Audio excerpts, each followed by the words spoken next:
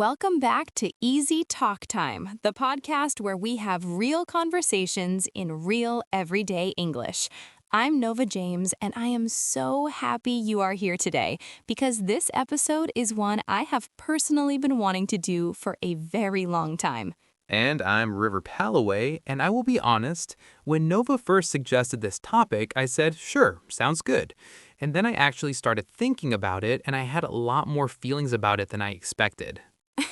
That is the most River sentence I have ever heard. I had more feelings than expected. What can I say? The topic got me. Today, we are talking about something that every single person listening has experienced: how friendships change as you get older. Because when you are young, making friends feels so easy. And then, somewhere along the way, something shifts.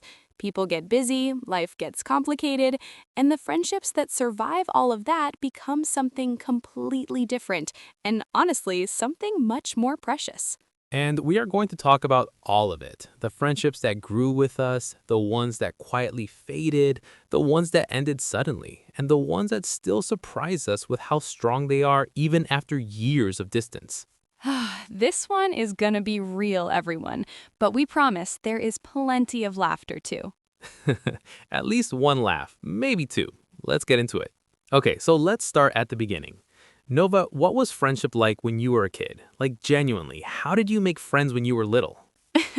Okay, so when I was maybe 6 years old, I made my very first best friend because she had the same backpack as me. That was it. Same backpack. We were inseparable for 3 years. The bar for friendship when you're 6 is genuinely on the floor. It is so low, and I love that about kids. There is no overthinking, no trust issues, no wondering if someone actually likes you. You just walk up to a person and say, "Do you want to be my friend?" And they say yes, and that is it. You are best friends now. Done. I made my first best friend because we both thought the same cartoon character was the funniest. One conversation. Best friends for 4 years. No background check, no getting to know you phase, just pure immediate connection. And the thing about childhood friendships is you see those people every single day. You're in the same class, you eat lunch together, you live on the same street. Friendship is almost automatic because you're always together. And that's the part that changes so much when you grow up. Because as an adult, proximity doesn't happen automatically anymore. You have to actually choose to show up for each other. And that choice, that's where you find out who your real friends are. That's actually really true. High school friendships, though, that was a whole different era. In high school, I had a friend group of like 8 people. We did everything together: lunch, weekends, holidays, drama. Everything was a group event. The group drama, I forgot about that. River, the group drama in high school was legendary. Someone would say something to someone who told someone else, and suddenly the whole group was in two sides, and nobody was speaking, and it felt like the most important thing in the entire world. And now when I think back to what those fights were actually about, I genuinely cannot remember a single one. Not one, because it did not matter, but at 16, it felt like the end of everything. That is such a good point. When you're young, friendships are your whole world. Your group is your identity, and any threat to that feels enormous. And then you grow up and everything quietly, slowly, completely changes. So when did you first notice it, that shift where friendships started to feel different? For me, it was after college, because in college, you have that same proximity thing again. Everyone is close, everyone has the same schedule, you see people constantly, and then graduation happens and everyone goes in a different direction, and suddenly you have to actually try. And some friendships survive that, and some just don't. And the ones that don't, nobody announces it. That's the thing that surprised me the most. There's no conversation, no argument, no goodbye. You just slowly start texting less, the calls get shorter, months pass, and one day you realize you haven't spoken in a year, and somehow neither of you reached out. The slow fade. That's what I call it. The slow fade. And it's strangely sadder than an actual fight, because at least a fight means you both cared enough to be upset. The slow fade just means life got louder than the friendship. But is that always a bad thing? Like, I've had friendships that faded, and I think we both sort of knew it was natural. We were good for each other at that season of life, and then the season changed. Oh, I completely agree. Not every faded friendship is a loss. Some of them are just complete, like a really good book that ended at exactly the right page. I like that. A completed friendship. But then there are the ones that fade and you genuinely miss, and those are the ones that keep you up at night a little bit. Yeah, I have one of those. A friend from college who I was genuinely close with. We just got busy. Different cities, different lives, and I think about him sometimes and wonder how he's doing, and I just never pick up the phone. Why don't you? I don't know, it's been so long that reaching out feels strange now, like too much time has passed. River, pick up the phone, seriously. I promise you it is not as strange as you think. Most people are just waiting for the other person to reach out first. Are you giving me life advice live on the podcast right now? I absolutely am. You're welcome. Okay, so let's talk about adult friendships, because here's the thing. Once you're past your mid-20s, making new friends is genuinely hard, like surprisingly, confusingly hard. It really is. And nobody warns you about this. When you're a kid, the world is basically a friend factory. School, sports, clubs, everywhere you go, there are potential friends. And then you become an adult, and everyone already has their people. And breaking into that is awkward. And you don't have the easy openers anymore. You can't just walk up to someone at work and say, "Do you want to be my friend?" There are rules now, unspoken adult rules. You have to do the thing where you have a few good work conversations first, then maybe grab coffee, then slowly over 6 months determine if this person is someone you actually like or just someone you're polite to. The friendship audition process. It takes forever as an adult. But when it works, when you actually make a genuine new friend as an adult, it feels different, better somehow, because you both chose it. There was no proximity forcing it, no shared class table or shared lunch table. You just found each other in the chaos of adult life and decided this person was worth the effort. And the friendships that survive into adulthood, the old ones that are still standing, those become something almost sacred because they've been through things with you. They know you before you figured yourself out. They remember versions of you that no one else remembers. That's the thing about old friends. They carry your history with them, and that's irreplaceable.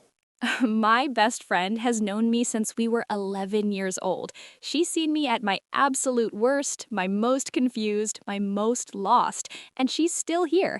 And when I'm with her, it feels like no time has passed at all, even if we haven't seen each other in months.